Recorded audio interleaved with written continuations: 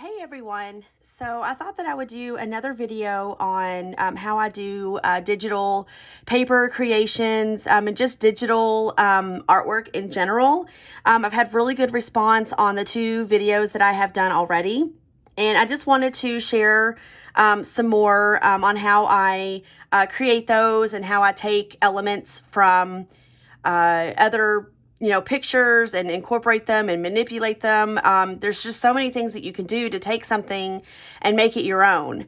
What you see in front of you is a personal work and project that I'm doing. I am currently writing a book called The Avalon Willow, and I'm doing some digital artwork for it to create a small booklet that is going to take a while to complete, but I wanted to share the progress on the cover that I'm doing for that project, and the way that I take something and manipulate it to become what I need it to be for my particular project.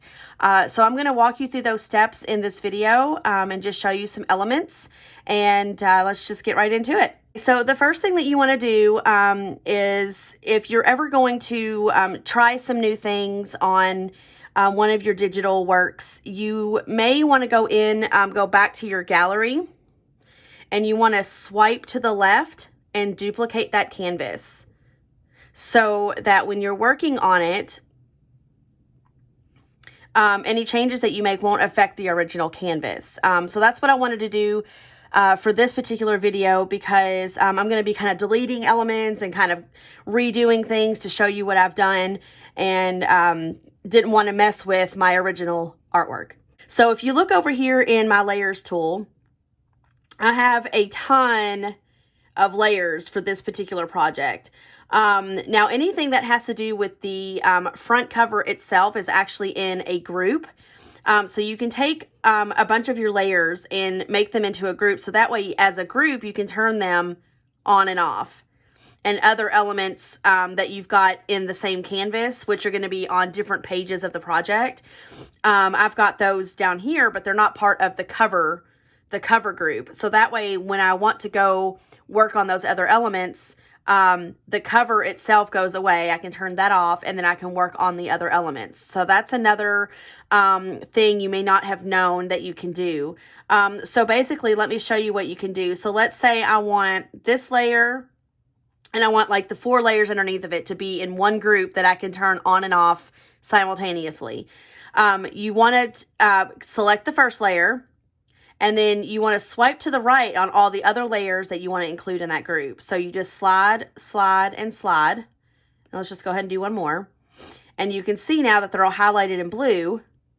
And then up here on the right, it's going to say group. And it'll turn them into a group. And let me go ahead and turn off the cover so you can see what I'm talking about. Okay, so now I've got everything in this group turned on. And I can turn that group on and off as a group. And you can see it turns all of those off when I select the group. Okay. So working in groups can be very helpful when you are trying to go from, multiple items within a certain canvas. So what I really wanted to show you today, which was actually brought up by one of my newest subscribers, one of my previous videos, I incorporated a vintage edge on the edge of my paper. And she asked how I had imported that in. And basically it was just a layer that I created in a previous project, and then I saved it as a PNG. And a PNG basically is an image, just like a JPEG, but you can make it to where it has a transparent background. So I'm going to show you how to do that so that you can create something that you can use for further use or for future use in other projects, and not have to recreate it every time. So for this project, I'm going to turn only that layer on. So I'm just going to take the layer that I want to show, and you hold and press the check mark, and it'll turn everything else off. So now this is a little different than what it originally was, but I'm going to show you how to take and save this as a PNG, and then you can use it again in a future project. So you're going to go to your layers, and you're going to go down and make sure your background color is turned off as well. So basically all you have left is the vintage outline itself. So now you want to go into your wrench tool up here, and you're going to say, hit share, and you're going to share it as a PNG.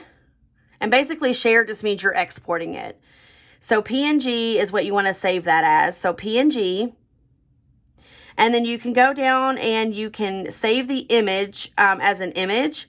But I like to save it in my files because then I can sort them into folders. Yeah, so I'm going to save to files. And then I am going to save that in, I'll just go ahead and save it in my journaling images here. And save. Okay, so now I'm going to, now keep in mind that you saved this, my original canvas is an 8.5 by 11, so that's how it's going to save it. So if I turn this off, and then I go in and I want to import that back in, it's going to bring it into the 8.5 by 11 size. So if I'm working on a bigger canvas, you're just going to have to stretch it and make it fit that particular canvas. So just keep in mind that the more you stretch something, the more pixelated and less clear it will be. So if you're wanting to save a file for future use, just make sure you're maybe saving it for the same size canvas, so that it doesn't have to be stretched out or anything like that later. So now I'm going to go into the wrench tool and I'm going to hit add, insert a file, and I'm going to go back to journaling and images, and I'm going to bring in that, and there you have it. It brings it right in perfectly for me to fit that canvas. Okay, so the original file looked like, let me go back to, so it looked like this. Okay, so the original file looked like this, so that way you can bring in an edge to your project and without having to do this work every time. Now for this particular project, you notice it's not brown, it's blue. So basically what I did is I went and I manipulated it in the hue, saturation, and brightness tool, which is right up here with this little wand. And hue, saturation, and brightness is what you want to select. Then down here, so your hue obviously is like the color. The saturation is how muted or how vibrant the color is. And then your brightness, of course, is how dark or how light it is. So you just kind of manipulate those tools until you get the color that you want. So of course I wanted it blue. So, and going over here to the blue doesn't always necessarily mean that it's going to be that blue color because you're starting with a brown. So you might have to manipulate a little bit more than you think. So I'm just going to slide over until I kind of get near the blues. So here's a blue. And now you can play with the saturation a little bit, like take some of the saturation out, maybe brighten it up. I think I want it to be, so I'm going to bring my saturation all the way up so that it's a very vibrant color and you can really see what color you're getting. So I'm going to just keep manipulating this. Sometimes you got to go all the way to the other end. So see, now I'm getting a different blue down here at the bottom end of the spectrum. So I've got that blue. And I think I'm going to start bringing the saturation back a little bit. And I think I'm going to darken it up a little bit. So see, now we're getting back towards the blue that I showed you originally in the project. All right, so I think I'm going to keep it right there. And I'm going to unselect the button up here. And so now this is what we have. So we went from brown to blue just by manipulating the color adjustments. So what I ended up doing for this project, as you can see, if you go up to here, you can see there's a lot more added to it. And that is because this project I'm doing an 8.5 by 11, and it's going to be folded in half once it's printed out. So this is the front cover and the back cover. And so I had to kind of do its own shading and stuff on each side so that when you fold it, you've got the framework around both sides of front and back. So that is why it looks different than it is now. But I originally started with that very same brown vintage outline or vintage frame. So that's how you can create something. And if you feel like it's something that you would want to use later, you can save it and then import it later. And you want to save it as a PNG with no background. So that's one tip I wanted to make sure I covered because of my subscriber asking that question. So I wanted to clarify how you do that. The second thing I want to show you, again, is how you manipulate images to be what you want them to be. I want to work with this frame right here and show you guys what I did to bring this image to where it is now from where it started. So I'm going to turn it back off and show you where it started. Go into my tools and hit Insert File. And then it's under Frames in my iPad. And this is the original frame here. So as you can see, it started out with more of a border, and it also started out as gold. Now, my particular book project, everything is more about blues and silvers, so I obviously didn't want the gold.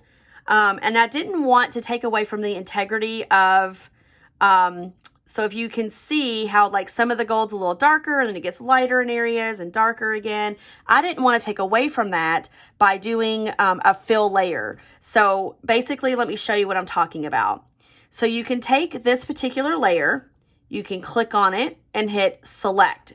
And basically it selects only what's on that layer, which is basically the frame. And then you can go over here and you can pick a color and fill that layer with that color, which will basically make it all that color.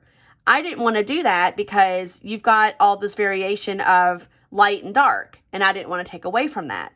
So if you do the fill layer, you can do that. That is fine, but it'll take away from any texture or gradation variation that you have going on, like this particular image here. I didn't want to take away from that. So I, again, did the manipulation of the hue, saturation, and brightness and manipulated it to what I wanted it to be, again, in that route. So again, I'm just going to bring the saturation all the way up so you can really see the vibrancy of the color. And then you just play around with getting it to a blue or whatever color it is that you're wanting. So of course I wanted blue. So I actually really like that blue right there. And then of course I wanted it to be a more saturated, or I'm sorry, a less saturated image. So I'm going to bring that saturation down to about right there. And you can kind of see that the light parts of this actually kind of start looking silver, which is pretty much what I wanted. So now I've got that, I think, pretty much where I want it. I don't want to really go any brighter or any darker. I think it was pretty perfect right where it was. So I'm going to leave it just like that. And so that's how I took it from gold to blue without affecting any of the color variation of the lightness and the darkness within the image by doing a fill layer option. And then obviously the second thing that I did was I took away this outer frame, and basically that's just erasing. So you just go to your erase tool and you just erase out what you don't want.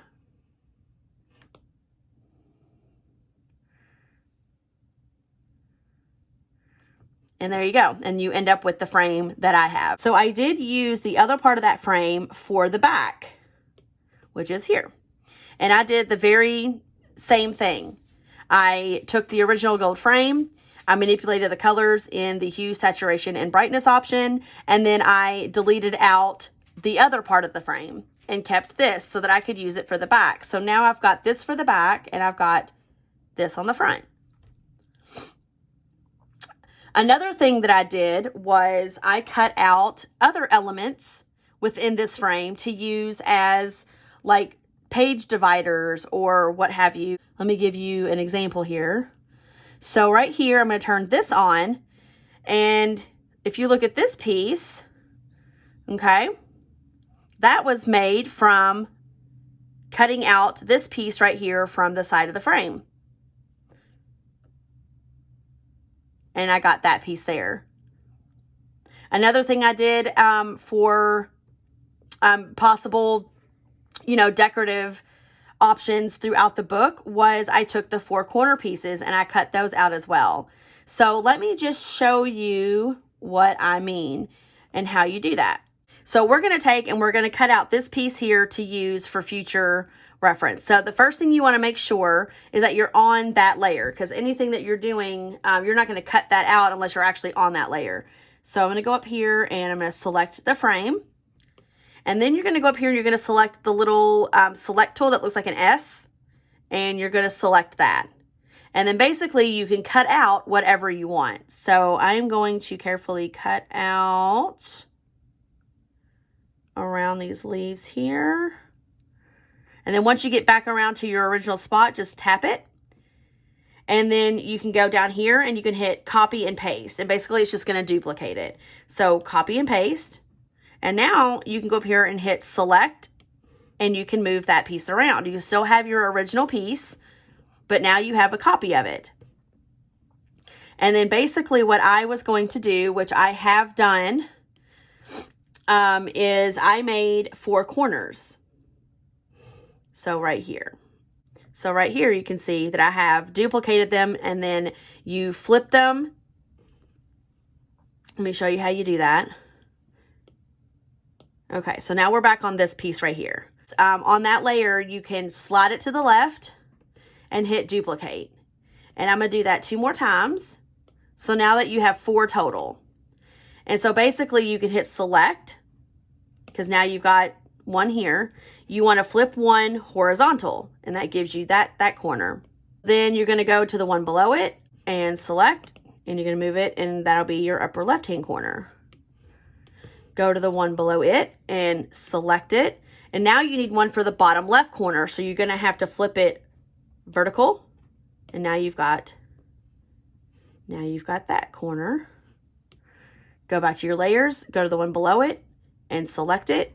And this one, because you need it in the bottom right corner, you're going to need to flip it horizontal and vertical. And there you go. And now you've got a 4-corner piece. So see how you can get multiple things just by manipulating and using those elements throughout a project. I wanted to make sure that all the elements that I'm using throughout the book were going to be cohesive. And there's other elements I'm going to use as well. But this book's going to be full of little story snippets and sketches and things that I have done thus far on my book since 2015.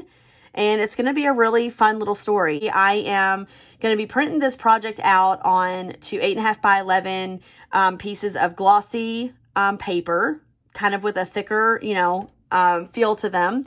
And then I'm going to be folding them in half and creating a little booklet with all of my artwork and my stories. So it's something that I'm kind of sort of publishing myself. It's not really being published, but it's something that I can physically create with the knowledge that I have and the techniques that I know to start getting some of my physical work out there in the world somehow. So I will be sharing more of that down the road if you're interested. I just wanted to show you how you can manipulate things to create whatever project you want to. There's just no, limit to what you can do. And if you have any questions, just like my previous subscriber asked me, I would be happy to answer those questions either in the comments or in the next video. Just let me know what you would like to see. If you have any questions about a particular technique, I'd be happy to share that. So I hope that you guys found that information to be helpful. And if you have any other questions or comments, just please leave them down below for me and I'd be happy to answer them. Or if you have any topics that you'd like me to discuss in a future video, please let me know as well. And until next time, guys, happy journaling or happy creating. Bye.